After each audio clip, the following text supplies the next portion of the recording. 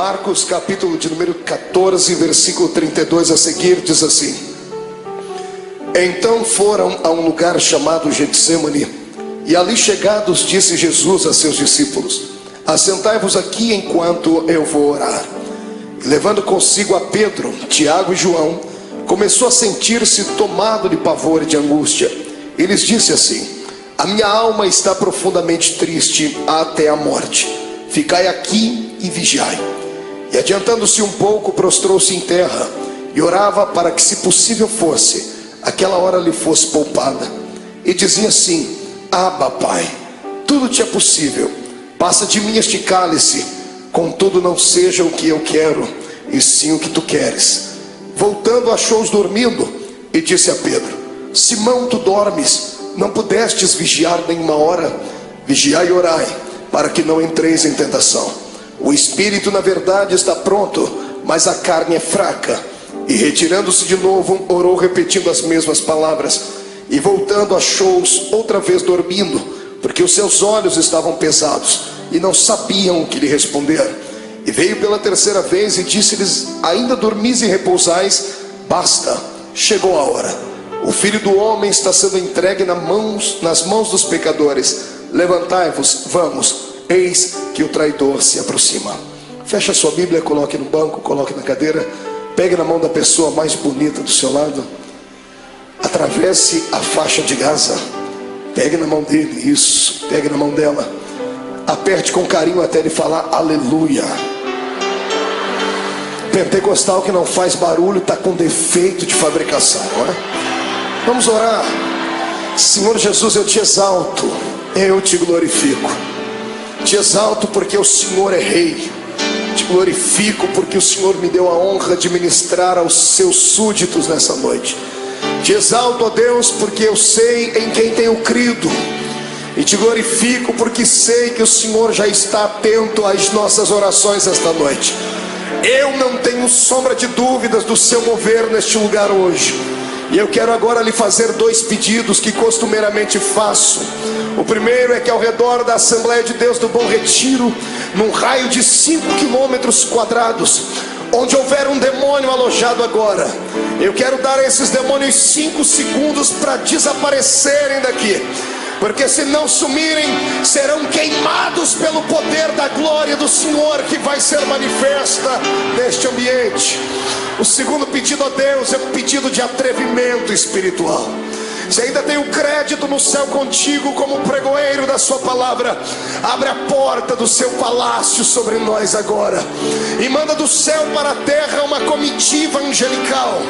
Eu quero pelo menos 8 serafins aqui nesta igreja.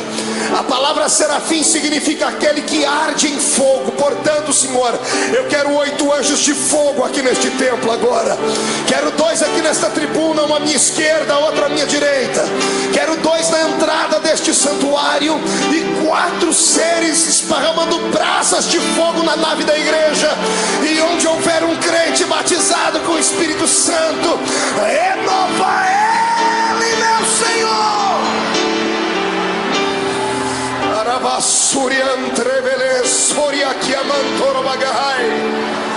Deus, tu não precisa da ajuda do homem para nada. Tu és onipotente, Senhor. Então mostra a sua onipotência nesta noite. Abala os nossos corações com a sua unção.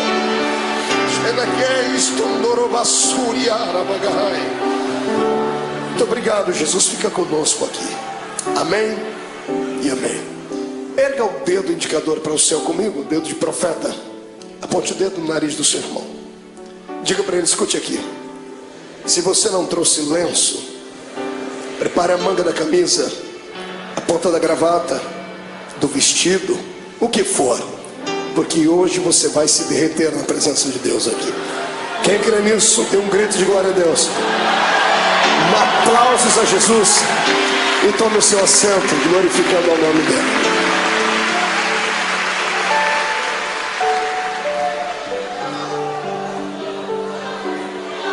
Aleluia. Oh glória. Terá la suria anderei chorogaba.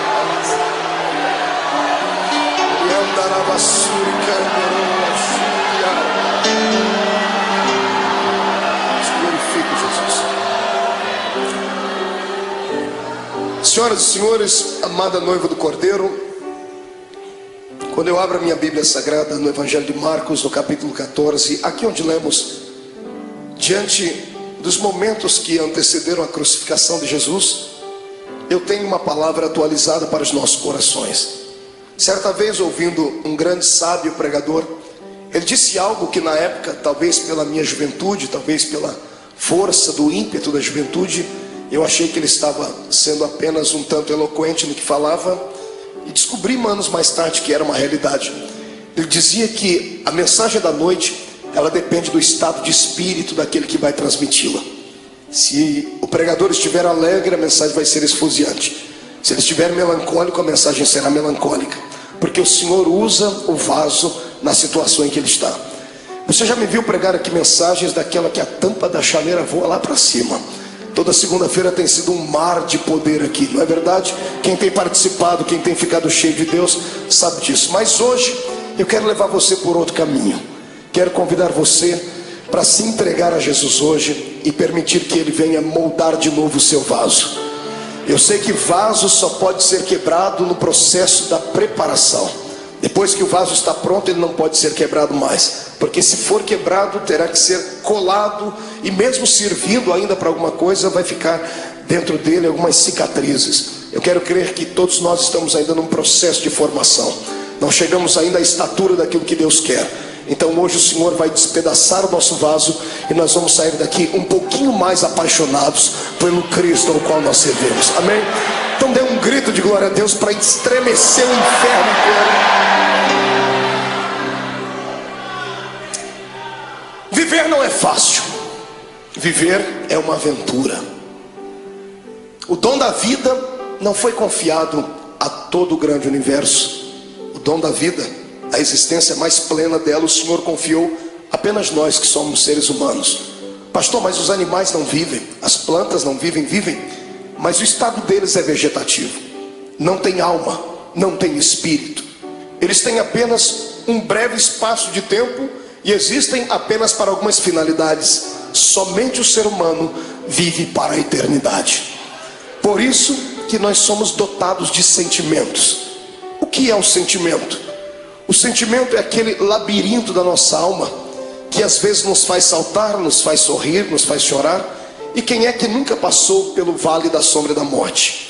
E só há um remédio que pode trazer a cura para os nossos sentimentos: é a doce presença do Espírito Santo. Porque a doença da alma, a dor dos sentimentos, da frustração, da depressão e da angústia, ela está localizada onde o médico não consegue localizar, bem na divisão da alma com o espírito. E só a palavra de Deus e a presença do Espírito Santo vão até este lugar. E é isso que Jesus vai fazer conosco aqui hoje. Ele vai transformar esta igreja hoje não num quartel-general, mas num grande hospital. E ele, junto com a sua equipe médica, que é composto pela Santa Trindade e os seus anjos, vão trazer o milagre para a nossa alma.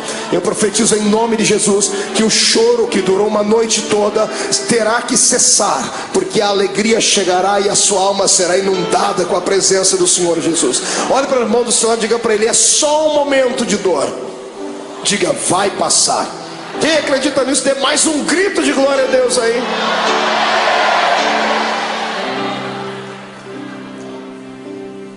Quando eu olho para Jesus e fico às vezes tentando usar o meu raciocínio humano, por que é que ele veio?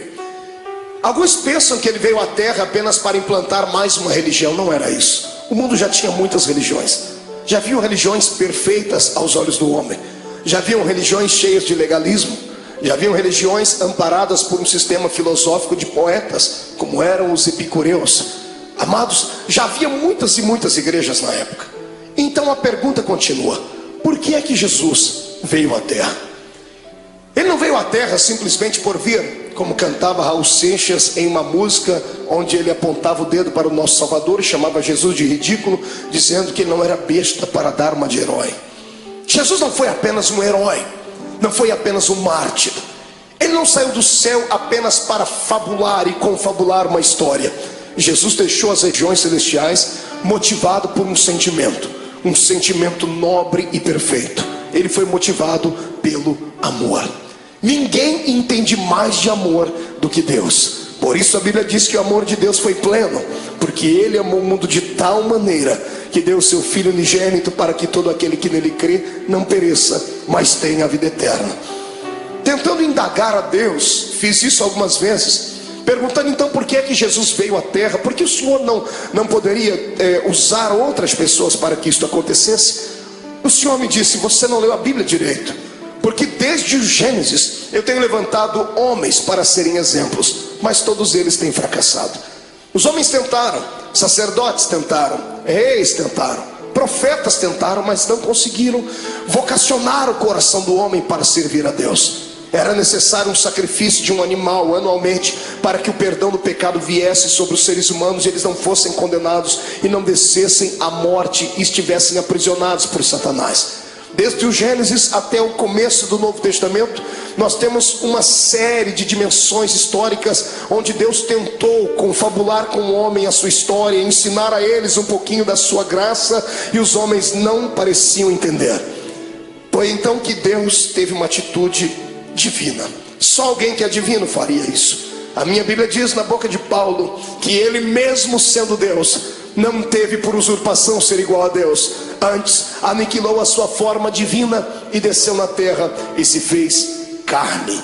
Aqui começa o mistério da minha vida e da sua. Aqui começa uma das explicações para as grandes perguntas da vida, das crises existenciais, que nem Freud conseguiu explicar.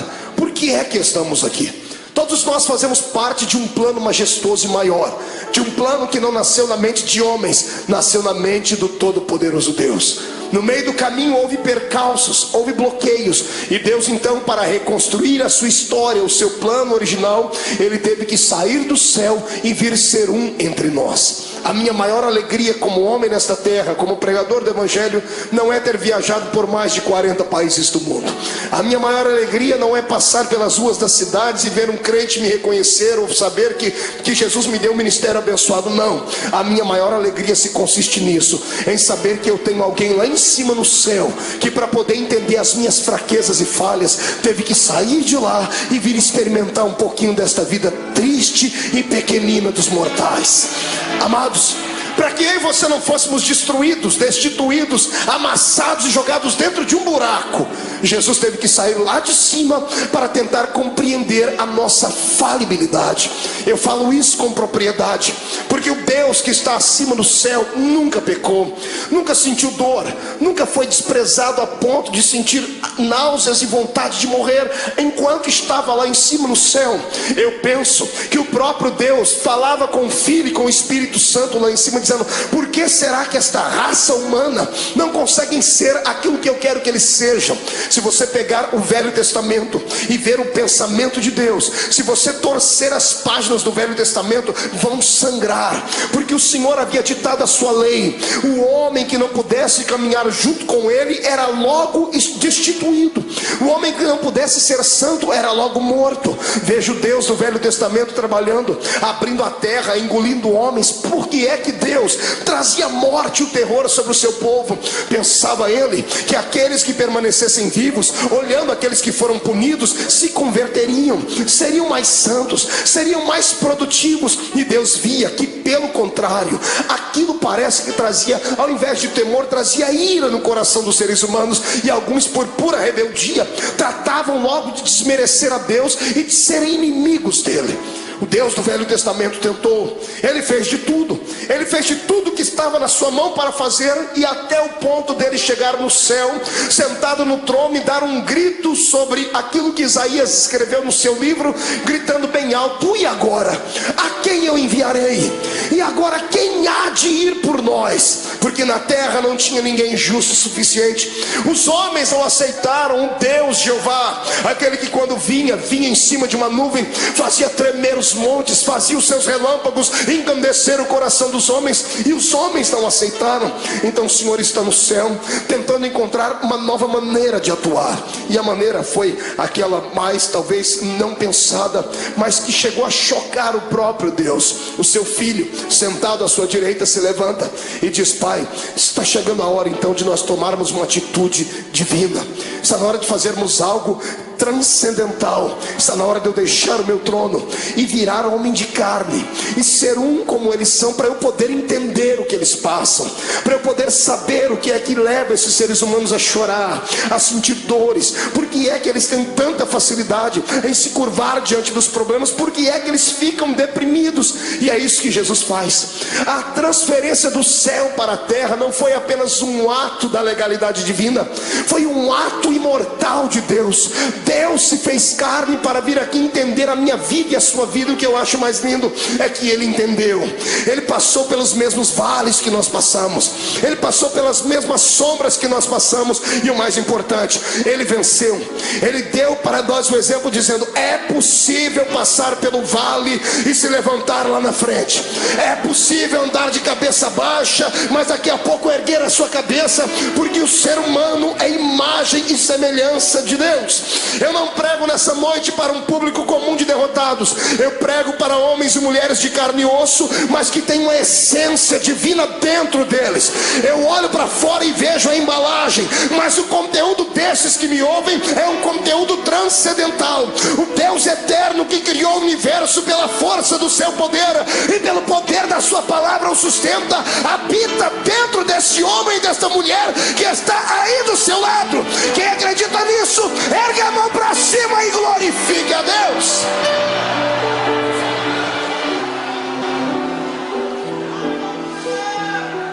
Para tentar entender por que é que a gente chora, grita, geme, sente agonia, Jesus passou pelo mesmo caminho. Estava chegando os últimos dias dele na terra.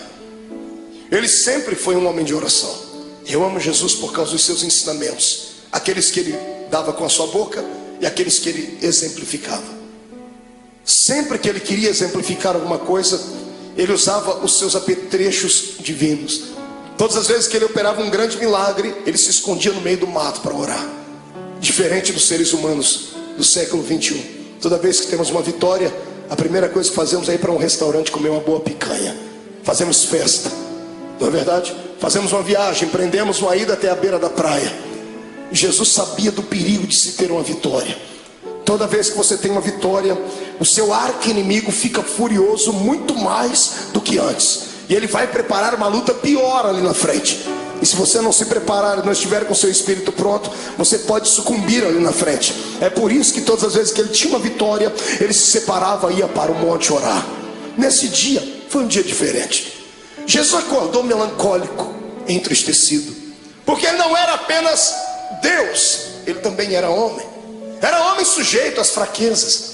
Quando ele se destituiu da essência da glória, ele se revestiu da nossa humanidade. E ele tinha um problema que eu e você não temos. Mesmo sendo homem, ele tinha o poder de ver o futuro, porque ele era homem, mas também era Deus. Ele tinha a sua natureza humana, mas também tinha a sua natureza divina. A sua natureza humana dava a ele condições de sentir sede, ao ponto de pedir para uma mulher: me dá água porque eu tenho sede. Mas a sua natureza divina logo se impunha, e ele mesmo dizia à mulher: mas se tu soubesses quem fala contigo, você pediria água para mim, e eu te daria uma água que você beberia e nunca mais tornaria a ter sede. Na sua natureza humana, ele se cansou um dia na polpa do barco, dormiu e relaxou, ao ponto de Satanás se levantar e quase afundar o barco. Ele estava cansado, por isso dormiu. Mas quando se revestia da natureza divina, ele olhava para o mais miserável pecador e gritava no ouvido e no coração dele, dizendo assim: vinde a mim, vós, os que estáis cansados e oprimidos, porque eu vos aliviarei. Nessa manhã, o lado humano dele estava tranquilo, porque não enxergava o futuro. Mas o lado divino pregava peças nele, porque ele enxergava além daquilo que os olhos humanos viam. Mesmo sendo homem, ele continuava sendo Deus. Ele tinha percepção de algumas coisas do futuro. E dessa manhã, quando ele acordou, ele sabia o que ia acontecer. Sabendo o que ia acontecer, ele não sorri. Ele não conta uma história comum, porque ele era um homem como nós somos. Ele convida os seus discípulos nesse dia. Todas as vezes que ele ia para o monte orar, ele levava só 3. Era Pedro, Tiago e João. Nesse dia ele olhou para todo mundo e disse: gente, vamos orar comigo. Eu imagino os discípulos olhando uns para os outros, dizendo assim: o quê? Jesus está pedindo oração para a gente? Ele está pedindo para a gente acompanhar ele até o monte para orar. E ele foi. Quando ele chegou naquele monte, dobrou o joelho. Todos eles dobraram o joelho junto com ele e começaram a orar, ou começaram a rezar, eu não sei. Repetiram as palavras que ele havia ensinado. Ninguém conhecia Deus a fundo. A religião deles antes de Cristo era uma religião canalizada em rituais humanos, em dogmas falíveis. Talvez eles não sabiam conversar com Deus na intimidade com a qual Jesus falava. Por isso Jesus os ensinou a oração do Pai Nosso. Mas ele pediu para que eles orassem com ele, porque ele estava abatido naquele dia. E tendo orado, eu penso que, não sei se você passa por isso, mas eu passo. Quando eu estou muito angustiado, quando eu estou muito atribulado, eu preciso gritar. Eu preciso desestressar. Eu subo um monte que tem na minha terra e tem uma árvorezinha lá. Eu já falei dessa árvore para todo mundo, tem isso gravado em fitas. A árvore sofre comigo quando eu estou passando pelo vale, porque eu encho ela de tapa. Eu desestresso orando e dou uns tapas. Não que a árvore tenha nada a ver com o meu problema, mas é assim que eu me desestresso. Eu imagino Jesus nesse dia angustiado, atormentado, ele olhando para os seus discípulos, ele querendo orar, ele querendo falar tudo que estava dentro dele, mas de repente ele olhava por cima dos ombros, ele via Tiago, Pedro, João, ele via André, ele via os outros, e ele viu quão pequeninos eles eram apenas discípulos, não haviam atingido a estatura de mestre. O discípulo tem muita facilidade de se escandalizar, tem muita facilidade de ficar pequenino diante de situações difíceis. E eu imagino Jesus dizendo para si mesmo: se eu falar o que eu preciso, eles vão desanimar, eu tenho que demonstrar fortaleza para eles. E Jesus não aguentando mais, ele precisava orar. Ele levanta a cabeça, levanta da oração, deixa todo mundo orando. Ele pega 3 entre os 11 que foram, porque Judas não foi com ele esse dia, Judas ficou, tinha só 11 com ele. Ele levanta e chama os 3 mais chegados dele. Ele bate o nome de Pedro, Tiago e João, disse: meninos, vamos orar comigo. E para eles ele conta o que está acontecendo. A minha alma está angustiada. Você consegue ouvir isso da boca do seu Deus? Ou você acha que isso é um privilégio só seu? De sentir dores, de chegar em dias dentro da sua casa que dá vontade de morrer, dá vontade de entrar dentro do quarto e fazer uma besteira? Ou você acha que porque você é crente, você está bem guardado e você tem anticorpos espirituais suficientes para te proteger de toda a avalanche do mundo? Não, você é um ser humano. A diferença entre o ímpio e o justo não é vista somente nessa terra, será vista na outra. Mas a minha Bíblia diz que da mesma sorte que sofre o ímpio, sofre o justo. A diferença não é em sofrer, a diferença é em como sofrer. O ímpio sofre desesperado, dá um tiro na sua orelha, fuma droga, injeta, bebe muito, até cair no chão, porque assim ele alivia a sua dor. Nós que somos crentes não fazemos isso, mas quando temos os nossos problemas, nós entramos dentro do quarto e tomamos um chazinho da raiz de Jessé, e o Espírito Santo vem acalentar. É só assim que a gente passa pelo vale. Eu estou te mostrando o seu Deus em agonia. É bonito falar do Jesus andando em cima das águas, é lindo falar sobre ele multiplicando os pães, é poderoso falar sobre ele se transcendendo no Monte Tabor diante dos seus discípulos e falando com Moisés e Elias. É lindo ver o nosso Senhor abrir os olhos dos cegos e dizer ao morto de 4 dias: sai para fora. Mas eu quero ver se há beleza em ver o seu Deus dizendo assim: eu estou sentindo pavor, eu estou angustiado, eu preciso de amigos íntimos. Jesus está aqui dando um exemplo para nós. Quando passarmos pelo vale, precisamos ter alguém do nosso lado, precisamos de amigos. O que vale na nossa fé cristã é isso, que nós temos pessoas que nunca vimos antes, mas depois de 5 minutos de conversar já chamamos ela de irmão. Eu sei que tem muitos aqui que são colegas, mas existem alguns amigos, poucos, mas são. Quando você passar pelo vale da sua alma, não passe sozinho, não faça besteira. Peça para Jesus preparar alguém para que você possa desabafar, contar os seus problemas. Peça para Ele colocar uma pessoa certa, não um traíra, não uma pessoa que vai abusar depois do seu problema e lhe chantagear. Peça para Ele preparar alguém que tenha o mesmo espírito que você tenha e que te ame não pelo que você é, não pelo que você tem, mas por aquilo que Deus te fez. Jesus pega os seus melhores amigos e sobe com eles um pouquinho, diz assim: eu estou angustiado. E eles estão orando, e Jesus começa a orar, e ele começa a tremer, porque os olhos dele visualizavam aquilo que os olhos naturais não viam. De repente ele levanta e deixa os três e diz assim: gente, ora por mim, porque eu vou entrar aqui no meio desse mato agora, que eu vou rasgar minha alma. Eu imagino Pedro, Tiago e João olhando um para a cara do outro, dizendo assim: esse não é o nosso Cristo. Cadê o homem de Fortaleza que pega o chicote, espanca os homens que estão na beira do templo? Ele está melancólico, ele está entristecido, ele está fragilizado. Pedro, Tiago e João enxergam isso nele. E eu imagino eles olhando a figura de Jesus entrando dentro do horto, dentro do jardim, dentro do Getsemane. Interessante, era profético. A palavra Getsemane significa prensa do óleo. E ele, oliveira verdadeira, estava indo lá para ser prensado, para que o óleo do seu espírito viesse sobre a terra. Ele foi moído para que nós pudéssemos ser reconstruídos. Ele chorou naquele dia para que nós pudéssemos sorrir hoje aqui. Ele sentiu dores naquele dia para que as nossas dores fossem aliviadas. E é por isso que eu te convido agora a dar um belo glória a Deus, porque Ele merece tudo isso.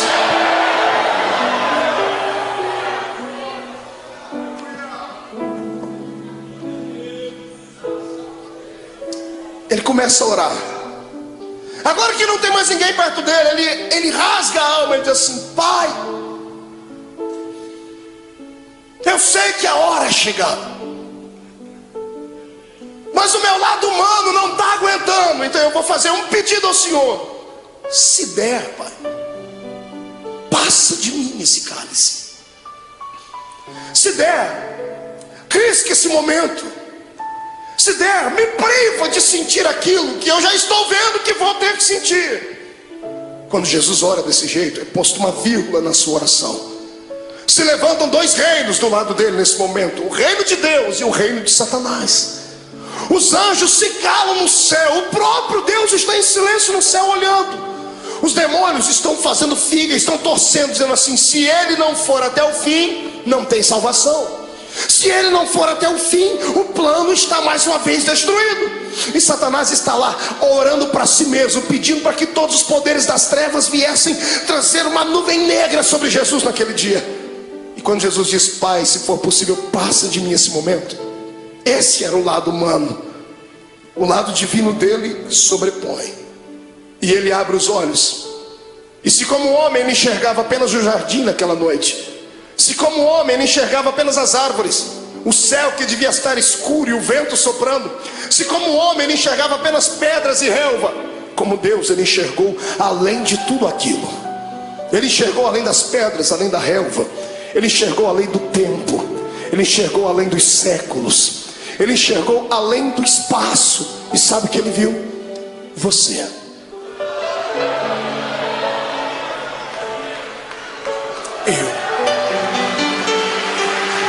Ele enxergou você.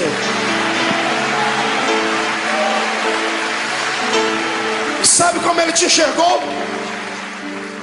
Não como um super-homem ou uma mulher maravilha, bem trajado dentro da religião, cheio de poderes, de status, não. Ele enxergou você sofrendo no seu quarto.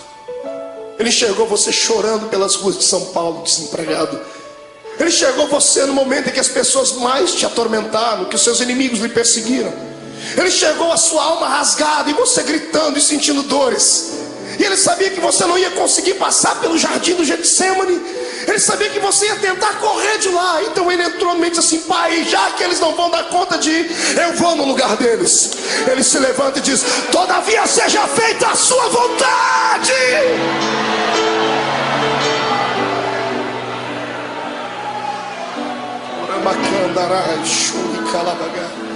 Feche seus olhos por um momento. Eu sinto que a noite deste dia vai ser diferente. Não sou só eu que estou passando pelo vale, estou sentindo dores. O Senhor está me dizendo que tem pessoas que entraram aqui gemendo hoje. Tem pessoas que essa segunda-feira perdeu o sentido para ela. O feriado não teve alegria nenhuma. Tem gente aqui dentro que sequer conseguiu dar um glória a Deus. E não é porque não queria, é porque a sua alma está mais atormentada do que tudo. Veio buscar aqui hoje, nessa noite, um escape. Tentou enxergar aqui uma luzinha no fundo do túnel. Em nome de Jesus, como profeta do Deus vivo, eu profetizo que o tempo de cantar chegou. Os espíritos de tormento, os espíritos de acusação, os espíritos que provocam o seu espírito, te deixam abatido, chegaram até a porta do templo, mas tiveram que voltar. Quando eu fiz a oração inicial, eles tiveram que recuar 5 quilômetros. E eu te dou uma palavra de Deus: eles não vão voltar. Você vai sair daqui hoje de cabeça erguida, sorridente, alegre, de paz, cheio de Deus. Vai entrar na rua da sua casa com a coroa da vitória. Você não é um derrotado, você não é mais um. Você nasceu para a vitória. Quem acredita nisso, adore ao Senhor.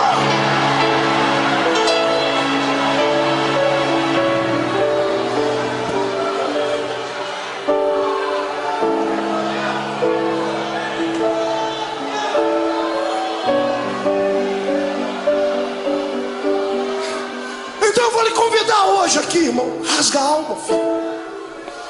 Chora. Vomita tudo que está dentro da sua alma, põe para fora. Porque você não é um super-homem. Não se autoflagele. Eu sei que você hoje orou como Paulo: Senhor, o que eu quero fazer sempre eu não faço, o que eu não quero eu estou sempre fazendo. Senhor, eu tenho um espinho na carne. É como se o mensageiro do diabo viesse, me esbofeteasse e me jogasse no chão. Eu quero que você ouça aquilo que Paulo ouviu. Deus se levantou do trono e não acusou ele, não apontou o dedo. Deus olhou para Jesus do lado dele, viu a mão furada, viu o sofrimento do filho e disse assim: Paulo, fique tranquilo. Como, Senhor? Eu estou angustiado. A minha graça te basta. Senhor, não é o suficiente, então eu vou preencher agora. O meu poder se aperfeiçoa na sua fraqueza. A matemática de Deus é diferente. E eu profetizo que aqueles que entraram fracos aqui dentro hoje, Satanás não vai ter coragem de cruzar o seu caminho por pelo menos um mês. Eu profetizo em nome de Jesus que aqueles que entraram aqui entristecidos, chorosos, estão recebendo hoje o revestimento do Espírito. Vão sair daqui armados até os dentes. Eu digo aos demônios: caiam fora da vida dos servos de Deus, porque o poder do Senhor se manifesta. Mão direita para cima. Faça um carinho nas costas do seu irmão. Diga para ele: a angústia, o pavor, a angústia e a tristeza, a angústia e o abandono são o caminho mais fácil, mais rápido de tocar o coração de Deus.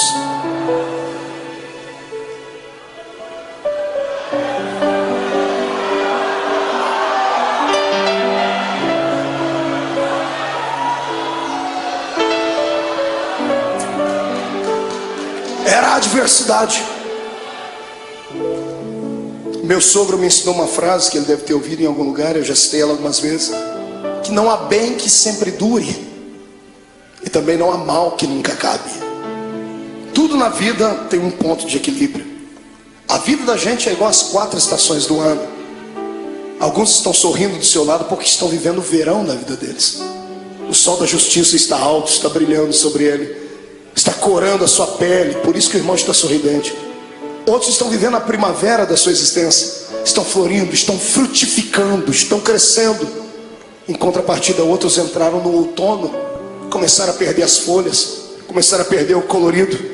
E difícil saber que alguns entraram pelo caminho do inverno, estão sucumbindo, estão tendo que buscar água nas profundezas dos lençóis mais profundos da terra, estão tendo que se curvar diante de tudo.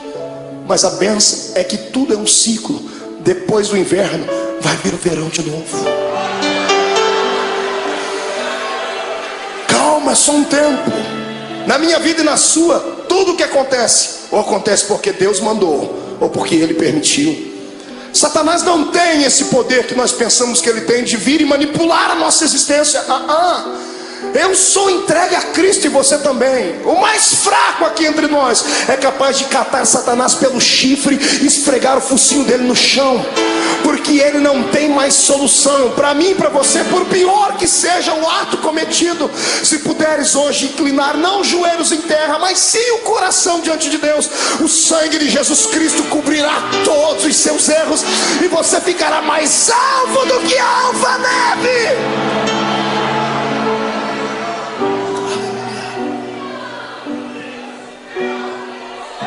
Mas escute, o que é para você passar, ninguém vai passar no seu lugar. E tem épocas na vida que a gente tem que passar sozinhos. Tem vale que não tem amigo íntimo, ninguém. Tem coisas que somos só nós e Deus. E o pior é que nesse exato momento parece que Deus nos esquece. Eu não sei o que é pior, a correção de Deus ou o silêncio dele. O silêncio, quando você grita e lá do céu vem uma resposta assim: psss.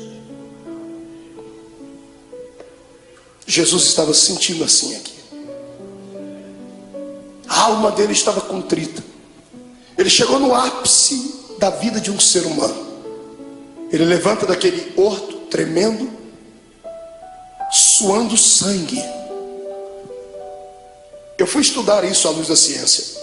A ciência diz que é raro, mas é possível. Por que é que uma pessoa chega a transpirar sangue? A ciência diz que quando a pessoa está passando por uma agonia muito grande, o seu metabolismo fica todo alterado. 3 coisas podem acontecer. Primeiro, ela pode sofrer um infarto no miocárdio, porque a adrenalina correndo pelo seu corpo, o coração não dá conta de bombear tanto sangue e pode explodir. Segundo, quando a etapa do coração é vencida, as veias do cérebro não suportam, a pessoa pode sofrer um derrame.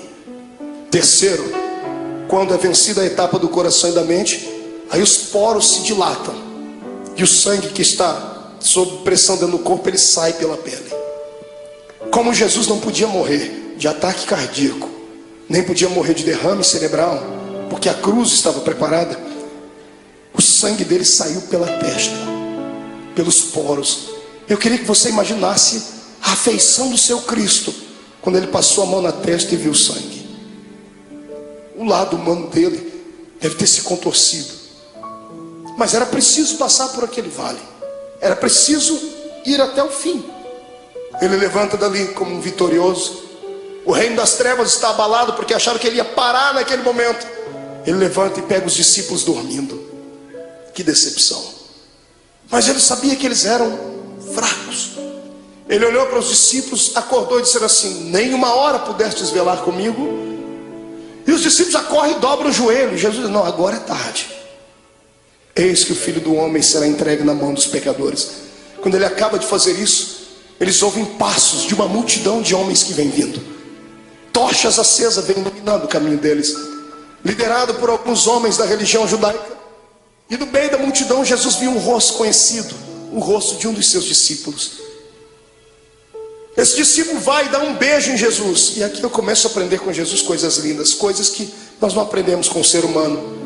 Quando Judas dá um beijo nele, Jesus era tão amável, ele acreditava tanto no poder que ele tinha de envolver as pessoas, e tinha tanta pena da alma do ser humano, que quando Judas lhe beijou, ele já sabia o motivo. Ele poderia ter expulsado Judas. Imagine você sabendo que uma pessoa que com um beijo ela vai lhe levar à morte. O que você faria? Esmurraria ela? Arrancaria a cabeça dela? O que é que você faria? Pois Jesus olhou para ele depois do beijo e disse assim: amigo. Jesus não era hipócrita, nem falso. Mesmo Judas traindo ele, disse: você ainda é meu amigo. Essa palavra vem de encontro àqueles que durante essa semana traíram Deus. Traíram Deus com seus atos, traíram Deus com as suas palavras, negaram Jesus com seus feitos. Porque eu creio que eu não estou pregando aqui para uma assembleia de homens puros e mulheres purificadas, porque se todos aqui fossem santos à estatura que pensam, não estariam sentados nesse banco, estariam voando com os anjos aqui. Eu sei que estou pregando aqui para gente que passou pelo vale, porque o meu Deus não fala com quem está ausente, Ele fala com quem está presente. Mas Jesus manda dizer que Ele está apaixonado pela sua fé, está apaixonado pela sua coragem. Você caiu, veio aqui se arrastando com a boca no pó, mas crendo no que está escrito, que o justo pode cair até 7 vezes, mas o Deus que ele serve, de todas elas o colocará de pé.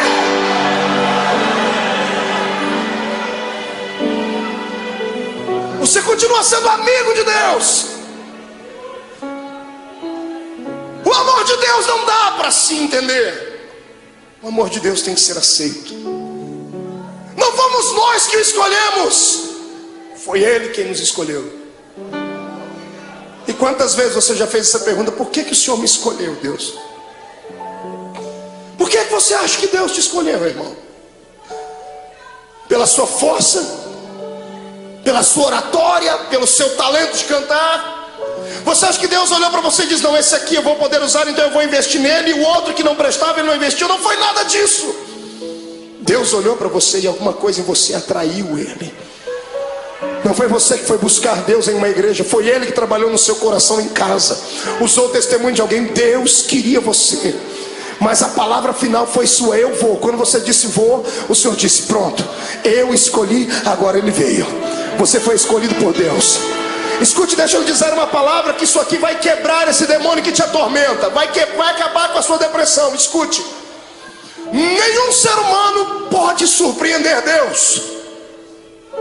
Não há nada que você faça, não há nada que você pense, não há nada que você aconteça que você vai deixar fazer Deus ficar assim: nossa, o meu filho me espantou.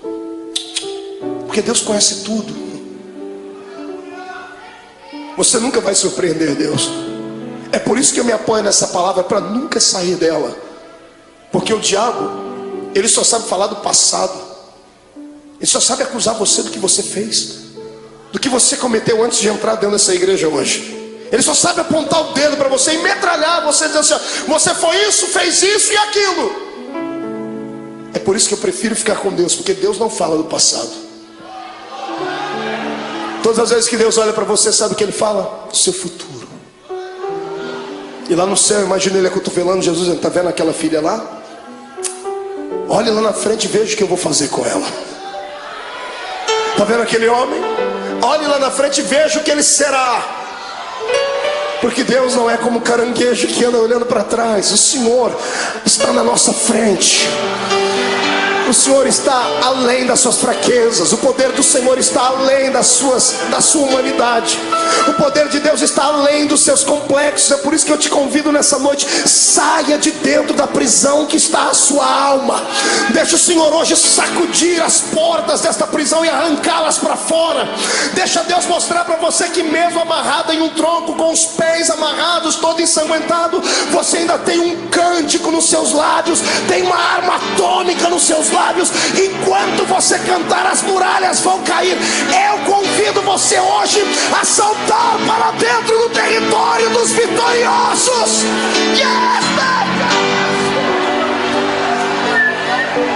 Adore o seu Deus.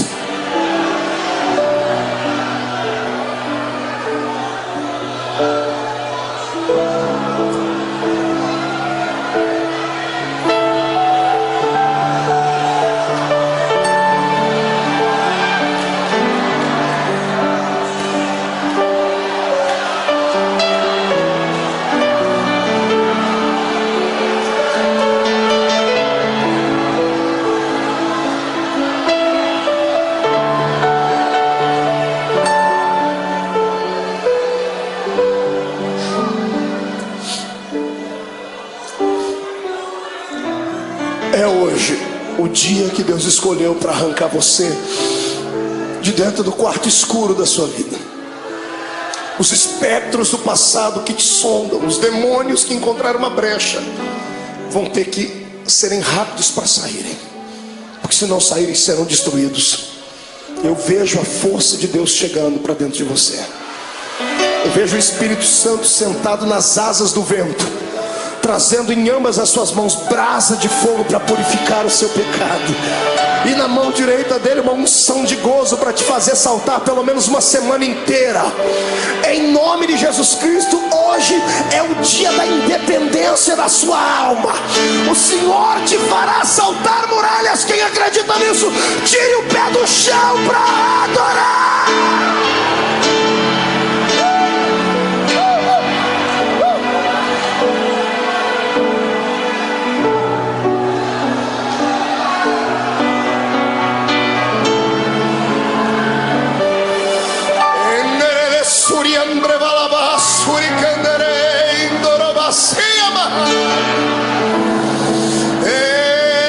Adore a Deus, cante um hino de vitória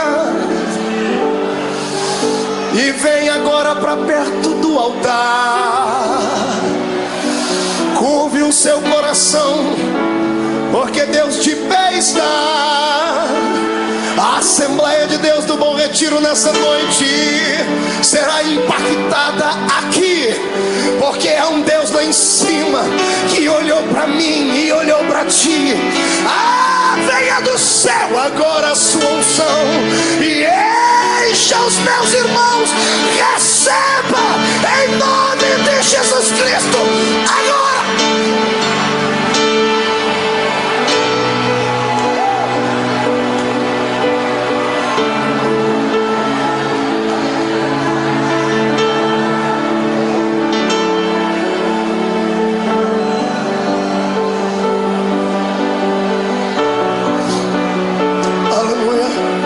Sente um pouquinho. Olhe para cá.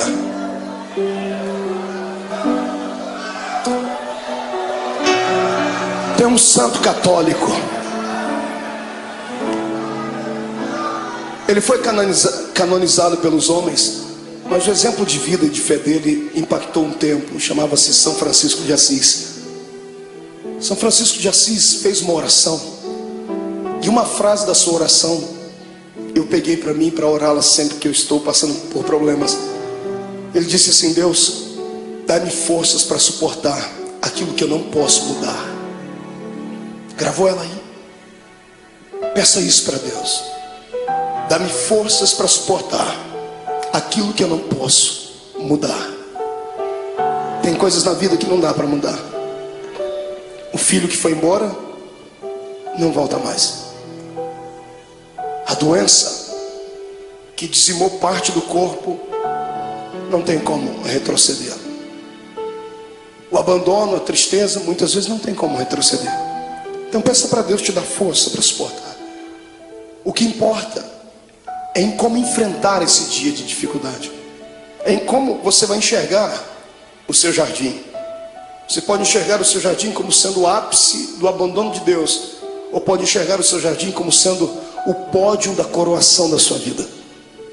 Depende da maneira como você foi para lá. Jesus foi preparado para o jardim. Por isso ele orava antes, incessantemente. Por isso ele buscava Deus. Por isso ele passou 40 dias no deserto em jejum, porque ele sabia que a missão dele era grande, como a sua é. Sabe por que você está querendo parar? Porque você não se preparou. Tem levado uma vida de brincadeira, pensando que a igreja é apenas um lugarzinho de reunião social, pensando que a fé cristã é só aqueles dogmazinhos ensinados pelo pai e pela mãe. Não, a salvação não é hereditária. A salvação é pessoal, é uma experiência com Deus. Busque a sua experiência nessa noite. O Senhor transmutará esse coração de pedra num coração de carne, trará alegria para dentro da sua vida, e você vai ter força para viver. Lá está ele. Olha o seu Jesus sendo preso. Quando os homens vêm prender ele, ele tinha passado uma noite de oração. Às vezes eu tenho pena, entre aspas, dos demônios, porque eles vêm atormentar quando a gente está fraco na carne, mas o espírito está forte. Os homens chegam e Jesus pergunta para eles: a quem buscais? E eles dizem: a Jesus. Naquele momento ele não falou como homem, ele falou como o Deus lá do Êxodo. Ele olhou para eles e disse assim: eu sou.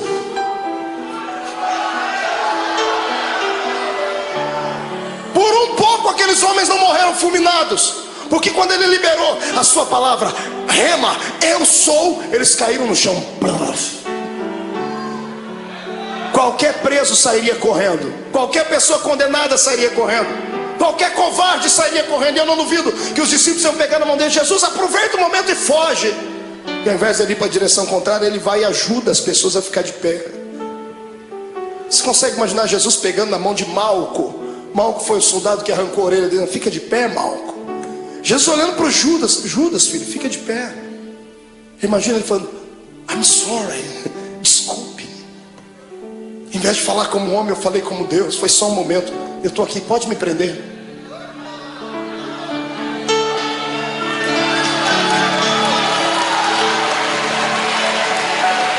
Me prenda. Eu imagino que os próprios soldados que foram prender Jesus se assustaram. O quê? Me prenda, eu estou preparado. O que eu estou fazendo agora vai trazer uma mudança no planeta Terra. O momento de sofrimento agora trará algo na eternidade jamais visto, nunca visto. Se o grão de trigo não morrer, ele vai viver para sempre na solidão. Mas quando ele morre, ele gera outros. Precisam de um cordeiro? Eis-me aqui, vamos lá. Eles podem não amar-me suficiente, podem não ter orado comigo à noite, podem ter me negado, podem ter me vendido, mas eu os amo. Aleluia. O amor de Deus é o amor ágape. Você já conhece isso, é cartilha dos crentes. Amor eros, amor filos e o amor ágape. Amor eros é de homem para uma mulher, o amor filos é de mãe para filho, filho para pai. O amor ágape é o amor de Deus, é o amor puro, é o amor que se ama sem esperar nada em troca. É o amor que Paulo falou lá na sua epístola aos Coríntios 13, é o amor que tudo suporta. É por isso que Jesus está te segurando. Aleluia. Eu dizia a um amigo hoje que eu descobri depois de muito tempo por que é que o ser humano não deve pecar. O ser humano não deve pecar simplesmente porque existem leis na Bíblia dizendo que ele não deve pecar. Deus não odeia você porque você peca.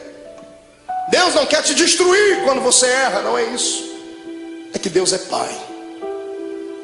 E Deus sabe que todas as vezes que você peca e erra, você se arrebenta.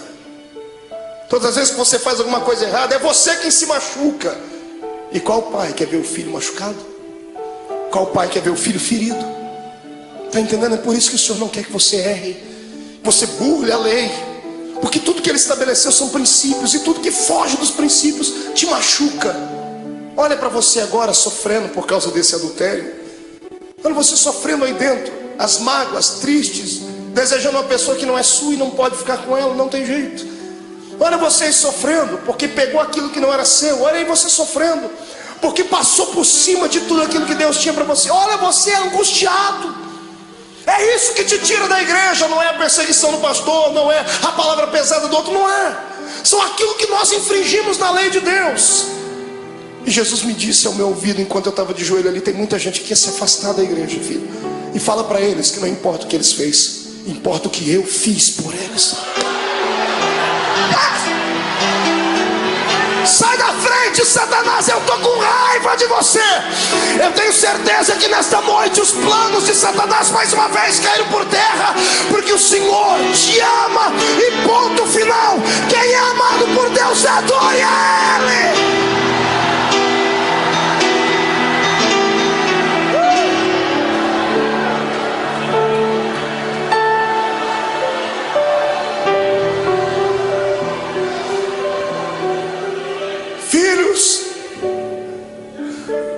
A rejeição, a cruz, a agonia, vocês não vão suportar, eu suporto por vocês. E levaram ele como um preso comum. Fizeram do meu Jesus uma peteca. Caifás, Anás, Pilatos, Herodes, Pilatos. Ninguém achava nada de errado nele. Ele tinha palavras para incriminar os homens, mas ele se calou e não se defendia. Pilatos fica estarrecido, diz assim: que homem é esse? Pilatos queria soltar Jesus, mas o ego dele era muito massageado pelos judeus. Ele não queria perder a postura de um grande. Então, para alegrar o coração dos judeus, ele pensava que isso iria aplacar a ira deles. Ele manda chicotear Jesus. E pegam o meu Jesus, o seu Jesus, levam ele numa noite fria para um lugar, numa praça, amarram as mãos dele em uma estaca, deixam ele seminu. Aquilo era já motivo para matá-lo, porque todo judeu tinha vergonha de mostrar o seu corpo. Estava sendo humilhado, até que ele começou a ser flagelado. Azorrague era o nome da arma com a qual bateram em Jesus. 12 tiras de couro, na ponta de cada tira um osso de carneiro quebrado ou limalha de ferro. Cada vez que o carrasco batia nas costas do meu Jesus, 12 buracos ficavam nas costas dele. Paulo disse: assim como meu mestre, eu tomei uma quarentena de açoites menos uma. Foram 39 chicotadas daquela, mais de 460 cortes nas costas. O corpo não aguenta. Depois da 10ª chicotada, ele já estava pendurado. Ele poderia ter gritado, ele poderia ter aliviado um pouquinho da dor, porque quando gritamos, por um momento, há um bloqueio no cérebro e a dor passa instantâneo, por momentos, mas passa. Se ele gritasse, ele teria sentido menos dor, mas ele não gritou. Ele aguentou calado, porque sabia que você não ia aguentar. Sabia que eu não ia aguentar. Eu também, irmão, eu também. Eu também.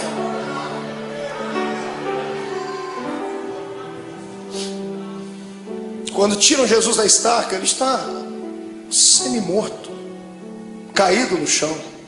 Alguém embrulha o corpo dele num pano, pensando fazer o bem, estavam fazendo o mal. Jogam ele dentro de uma cova, dentro de uma cela fria, úmida, fétida. No outro dia de manhãzinha, Pilatos já havia se reunido com algumas pessoas. O povo não havia quem acalmasse o povo. O povo quer a morte dele. Pilatos se levantou e chamou a multidão e disse assim: olha, hoje é um dia especial. Hoje eu tenho direito e posso liberar o perdão para um preso. Vocês têm esse homem chamado Jesus e tem Barrabás. Barrabás era um terrorista, era um prisioneiro político. Era um homem que queria lutar contra o reino de Roma. Por isso estava preso. Um homem zarrão, de quase 1,90 m, diz a história. E quando colocaram Barrabás e pegaram o nosso Jesus todo machucado demais, ele não jantou na noite, não tomou café de manhã. Ele estava fragilizado, com o corpo tremendo, perdeu muito sangue na noite. As pessoas olham para os dois e, pagos por dinheiro, gritam: solte Barrabás. Pilatos não entende o que a multidão está falando. Ele vai, lava as suas mãos, diz assim: bom, que caia sobre a cabeça de vocês o sangue desse homem. Os soldados ficaram possessos por demônios.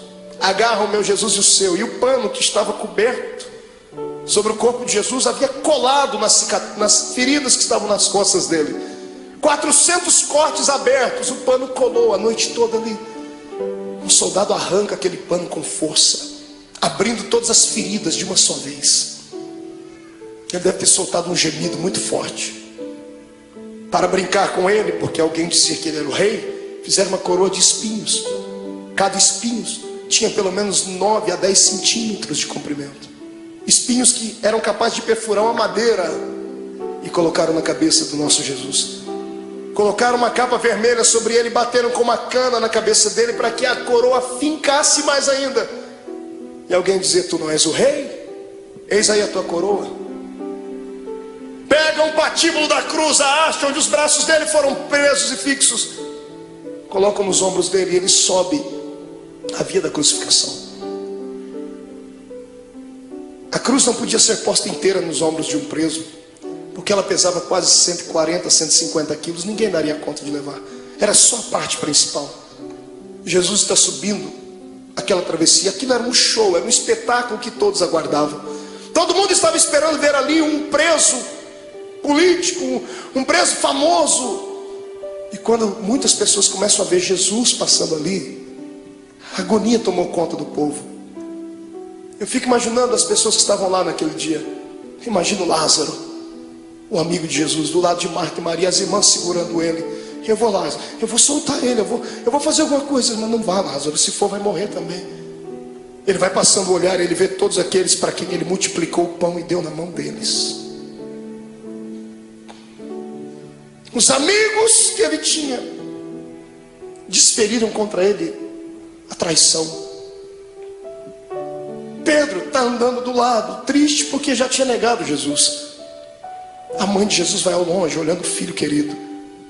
No meio do caminho ele não aguenta. A Bíblia não diz, mas é possível que Jesus tenha tombado com o peso daquele lugar, daquela cruz, da haste daquela cruz, porque ele estava muito cansado, estava com fome, estava machucado. E o soldado romano, enfurecido, endemoniado, olha no meio da multidão, e para humilhar mais Jesus, escolhe um homem diferente no meio da multidão. Ele pega o Cirineu, Simão o Cirineu. Cirineu não era sobrenome. Cirineu falava do lugar onde ele havia nascido, Cirene. Cirene ficava na Etiópia. Era o único negro que tinha ali naquele dia. Pegaram um negro para colocar ali, para ajudar Jesus a carregar a cruz, dizendo: nenhum dos seus irmãos te amam. Colocaram um estrangeiro para ajudar Jesus a carregar a cruz. Eu fico aqui imaginando com a minha mente, ele está sofrendo, está morrendo e está ensinando a gente que quando passarmos pela nossa via da crucificação, não tiver nenhum amigo para ajudar a carregar a cruz, não tiver nenhum parente para ajudar a carregar a cruz, Deus enviará um estrangeiro para ajudar. Aleluia. E o mais lindo é que o estrangeiro já está do seu lado, o Espírito Santo. É Ele quem te ajuda a carregar a cruz. Está sentindo Ele aí, irmão? É por isso que está ficando mais leve a cruz. Eu não oro para que Jesus tire essa cruz dos seus ombros, mas eu peço para que Ele te dê força para carregar ela até o fim, porque vamos trocar as cruzes que nós temos por coroas do céu. Aleluia. Passe pelo vale dando glórias ao seu Deus.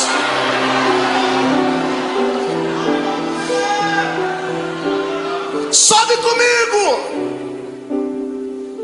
Vem no Gólgota comigo. Ele está subindo, a multidão está indo atrás, os soldados estão gritando. Quando chegam lá em cima no Gólgota, tiram a haste que estava sobre os ombros de Jesus e pegam a haste maior e pregam lá, então sim uma cruz. Pegam Jesus e vão crucificá-lo. A história diz que a cruz era feita 5 dias antes da crucificação, era feita sob medida. Por quê? Por causa do tamanho e o peso do preso. Era feita sob medida porque antes de pregarem o preso já havia um lugar próprio para cravar o prego. Já faziam um buraco na cruz para que facilitasse a entrada do prego. Então quando vão pregar o nosso Jesus, problema, a cruz não era dele, era sua, era minha, era do infeliz, do Barrabás. E os pecados de Barrabás, os meus e os seus, eram muito maiores do que tudo já imaginado. Os pecados da humanidade inteira. Quando pregam a primeira mão, facilitou a entrada do prego. Quando vão pregar a segunda, não dá, porque o braço dele era menor. Então eles esticam Jesus. O salmista disse que esticaram o nosso mestre ao ponto de quase desconjuntar os ossos. Os ossos não podiam ser quebrados, mas desconjuntados. Quando esticam Jesus, ele sente dores inimagináveis. Pregam a mão dele, o suplício maior vem na sequência, porque a mão ainda tem muita carne. Como é que se prega o pé? Não pregaram 2 pés de uma vez porque não tinha prego que suportasse. Pregaram primeiro o primeiro pé, pregos de 17 centímetros, golpe desferido em cima do osso ou entre as juntas dos pés.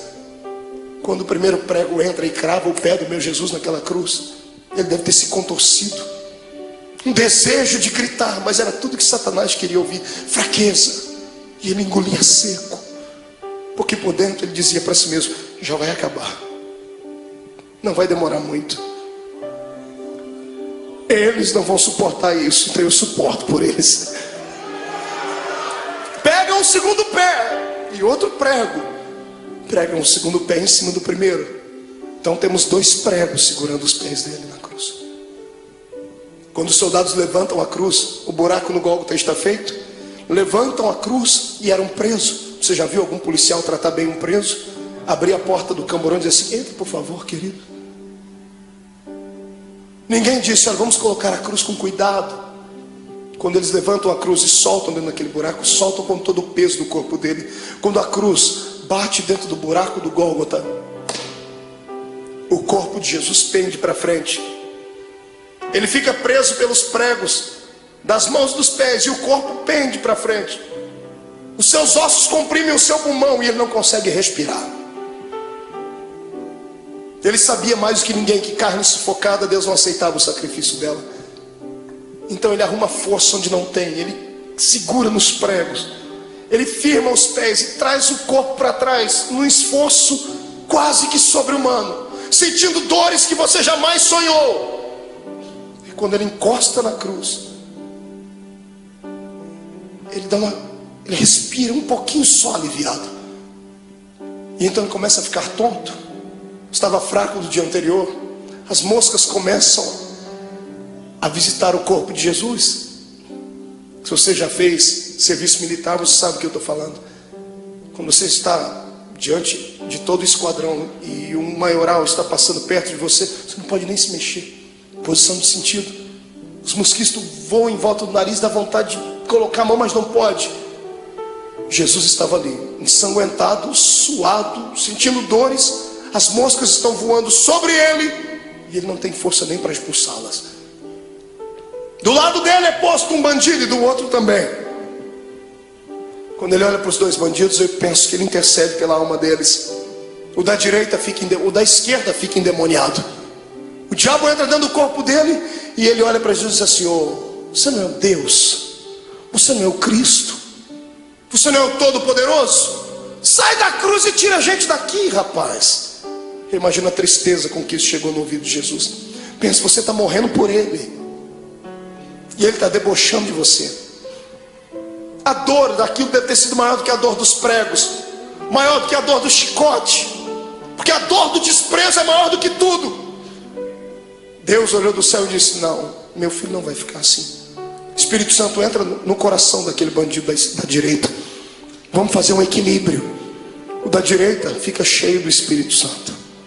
Pregado na cruz, grita para o outro: pare de atormentar ele. Esse homem não fez nada, a gente está aqui porque merece. Ele não.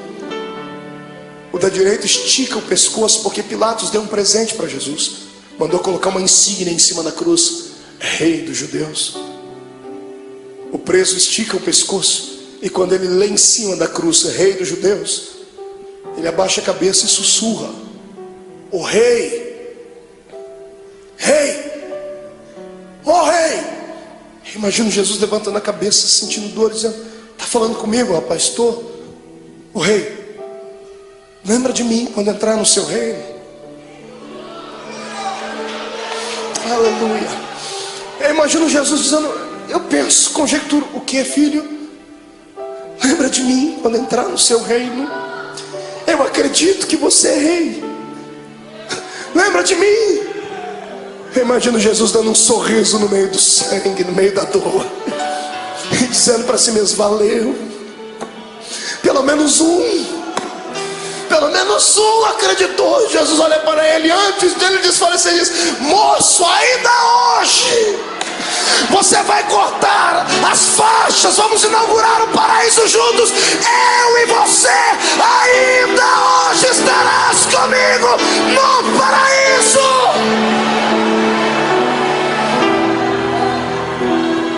Era bacana.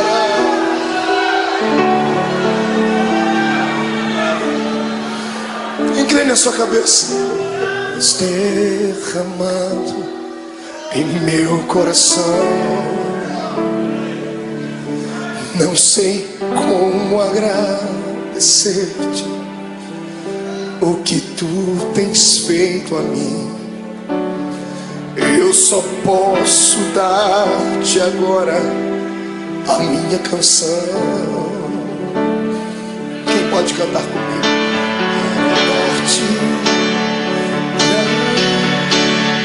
Vai, grita. Graças, Senhor. Graças, meu Senhor Jesus.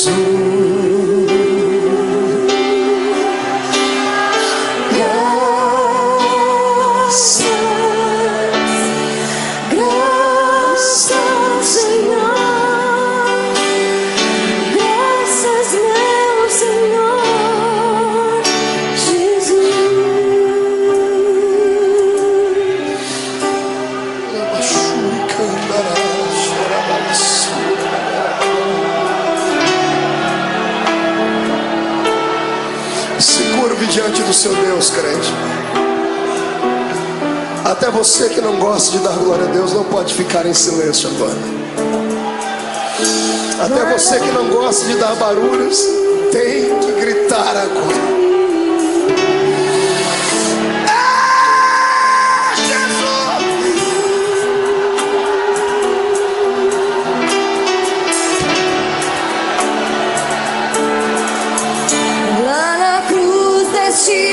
Tua vida, entregaste tudo a mim, vida eterna me entregaste ao morrer. Por teu sangue tenho entrada junto ao trono celestial. Posso entrar confiantemente ante a ti. Lá na cruz deste tua vida, entregaste tudo a mim, vida eterna me entregaste ao morrer. Por teu sangue tenho entrada junto ao trono celestial. Posso entrar confiantemente ante a ti.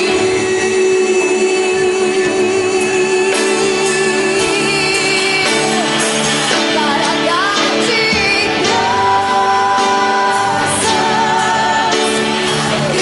graças, Senhor. Graças, meu Senhor Jesus.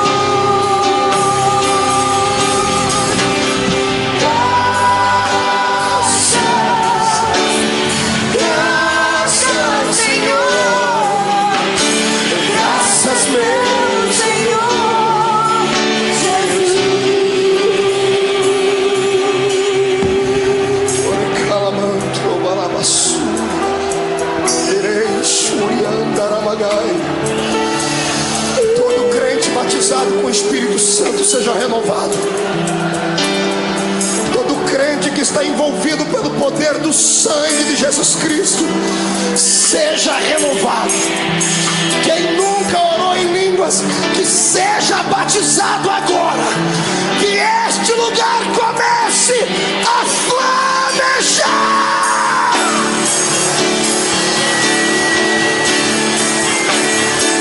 Para dar-te graças, Senhor. Graças, meu Senhor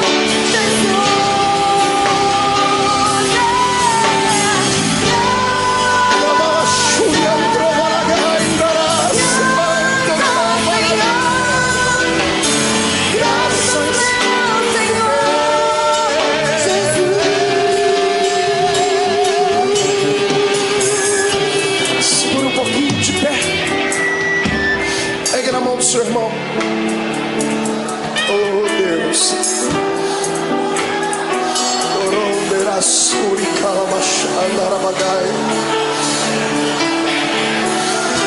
Eu sinto o poder do sangue de Jesus aqui. O Senhor está perdoando pecados nessa noite.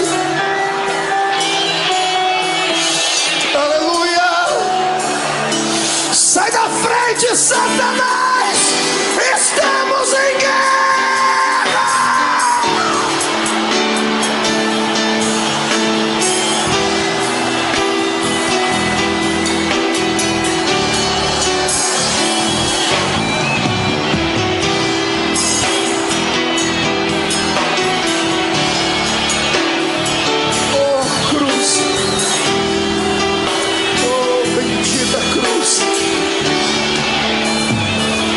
Segura um pouquinho, pegue na mão do seu irmão, olhe para cá.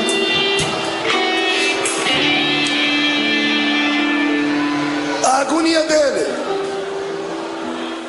continuava. Chegou uma hora que ele olhou para o céu. Como homem, ele enxergava só as nuvens, o sol. Mas de repente, como Deus, ele olha para o céu e ele não vê nuvens. Ele olha para o céu e não vê pássaros. Ele vê o trono, Rubens. Quando ele vê o trono, ele vê o pai dele. Só que o pai dele está de costa. O pai virou as costas para ele. E no momento de dor, de muita agonia, ele disse: "Ô pai, por que tu me abandonou?" Quantas vezes você já falou isso, crente? Deus entende quando você diz isso, porque Jesus passou por isso. Não é que Deus estivesse feliz com o sofrimento do filho. Se Deus continuasse olhando, ele ia arrancar Jesus daquela cruz, Joel. E se ele arrancasse Jesus da cruz antes dele morrer, Deus ficaria derrotado. Deus poderia ter destruído a terra, mas ele preferiu virar as costas para não ver. E o lado humano de Jesus sentindo dores, mas o lado divino dentro dele dizendo assim: já está acabando, aguenta mais um pouquinho, segura. A morte está lá com as garras da mente de Jesus, tentando arrancar o espírito dele, e ela não consegue, porque ele não tinha pecado. A morte estava inofensiva. Ela era acostumada a carregar para dentro do inferno pecadores. Mas como arrancar da terra um homem que nunca pecou? Eu imagino a morte dizendo: desse eu não dou conta. Eu imagino Jesus levantando o rosto para cima e dizendo assim: eu vou te ajudar, a morte. Onde está o teu aguilhão, a morte? Onde está o teu poder que não consegue levar um homem fragilizado uma noite inteira? Eu te ajudo. Quem diz que a morte matou Jesus não sabe da verdade. A morte não matou Jesus, foi Jesus que se entregou para ela. Você é muito fraca, morte, então eu vou te ajudar. Eu me rendo, eu entrego meu espírito, consumado está.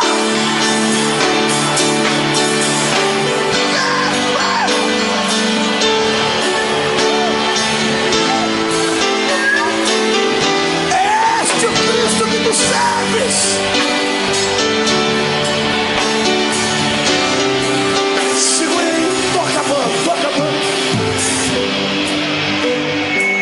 Escute.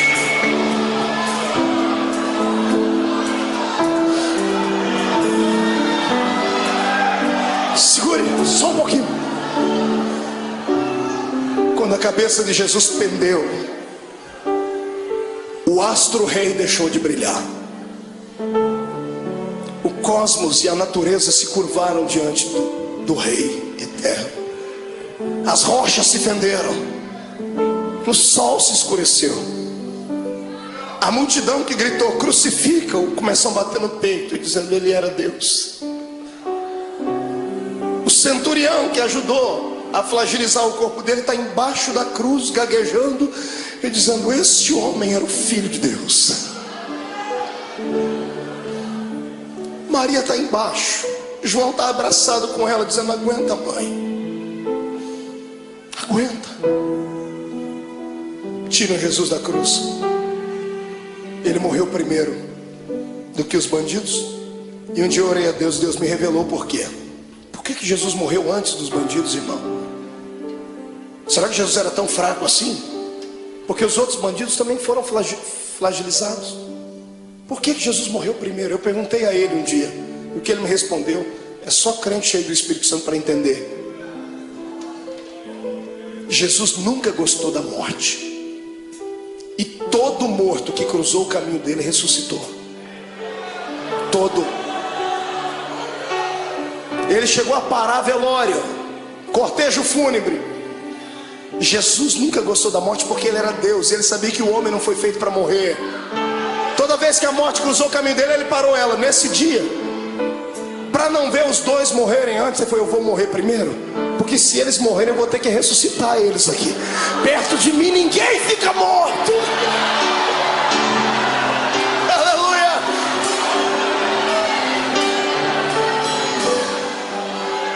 Ele morreu a carcaça. Quem morreu foi Jesus, o homem.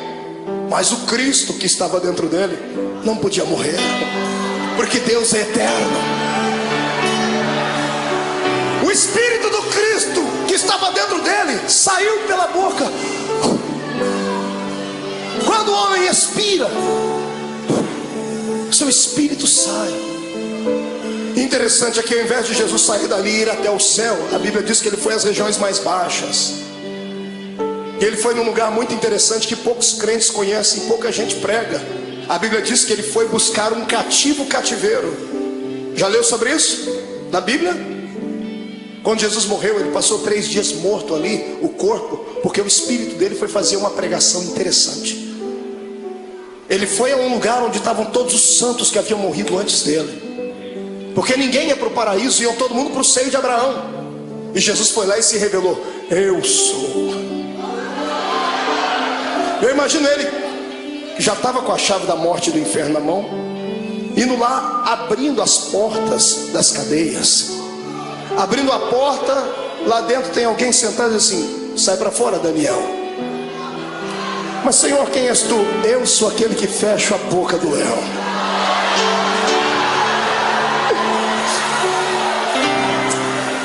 Sai para fora, Jeremias. Quem é o Senhor? Eu sou o oleiro e você continua sendo vaso. Vai na porta. Sai para fora, Ezequiel. Quem és tu, Senhor? Esqueceu de mim? Eu sou aquele que mediu as águas para que você entrasse nelas. Águas de vida, águas que purificam, sou eu. Jesus vai na cela de um homem chamado Manoá. Quando ele abre a porta: sai para fora, Manoá. Senhor, quem és tu, Manoá? Você perguntou o meu nome quando eu fui anunciar o seu filho. Eu sou o maravilhoso, Manoá. Sou eu. Sai para fora, Davi. Quem és tu, Senhor? Eu sou o bom pastor que dá a vida pelas suas ovelhas. Sai para fora. Sai para fora, Ananias, Misael e Azarias. Senhor, quem és tu? Eu sou o 4º homem da fornalha de fogo. Sai para fora.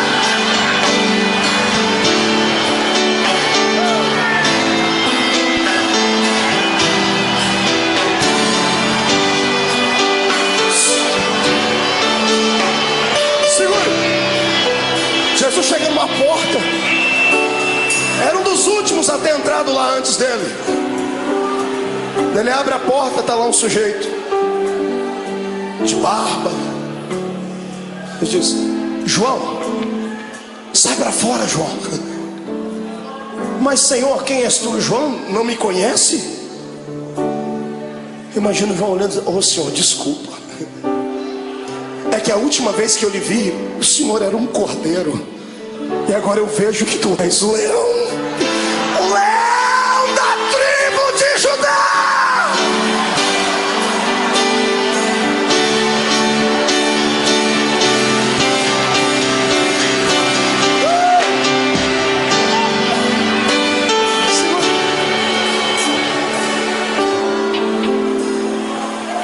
Momentos antes disso acontecer, Jesus fez uma visitinha lá na casa do diabo. Está todo mundo chorando aqui em cima, na terra. E tem um um monte de demônio fazendo festa no inferno. A morte e o diabo dançando catira e forró. Os demônios cantando, é festa, Jesus morreu. Quando Jesus morreu, eles esperavam que ia cair uma pedra em cima da cabeça deles. Quando Jesus expirou, eles, ai, mas não aconteceu nada, então vencemos. Passaram a noite toda fazendo festa lá no antro do inferno. Não foi num belo dia, os demônios todos deitados, cansados, dormindo. Eu imagino, a escuridão do inferno começa a receber luz. Ele vem, e não vem andando, vem flutuando dentro daquele lugar.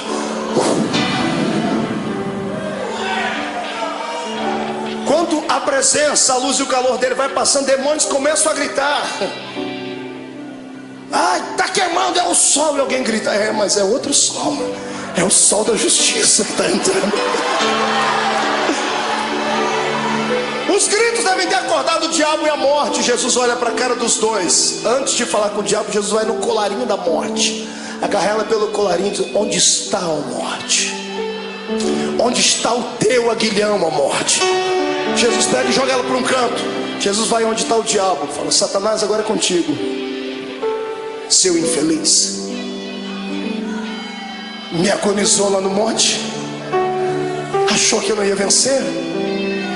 Eu vim aqui provar para você que é possível ser homem na terra e ainda ir morar no céu.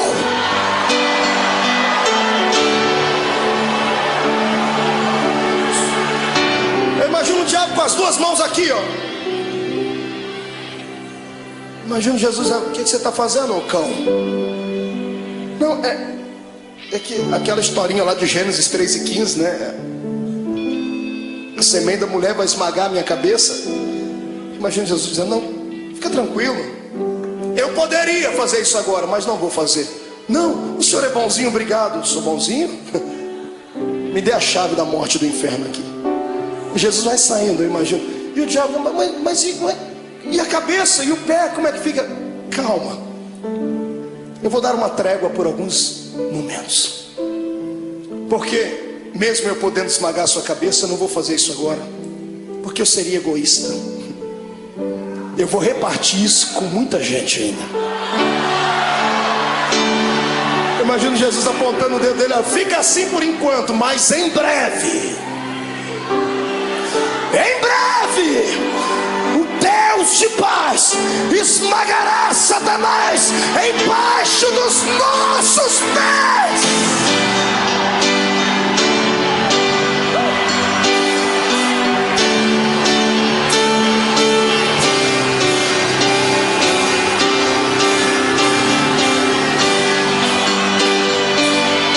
Segura, vamos encerrar.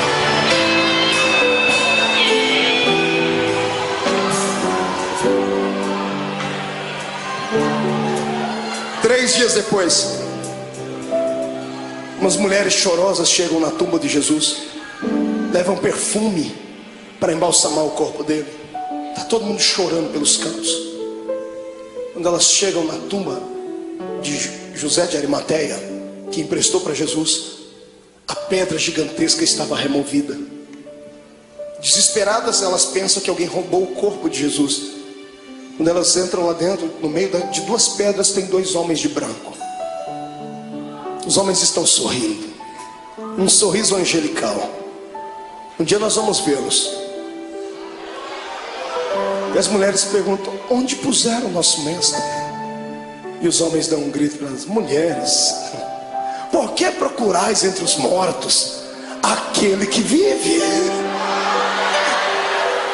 Ele não está mais aqui, ele já ressuscitou.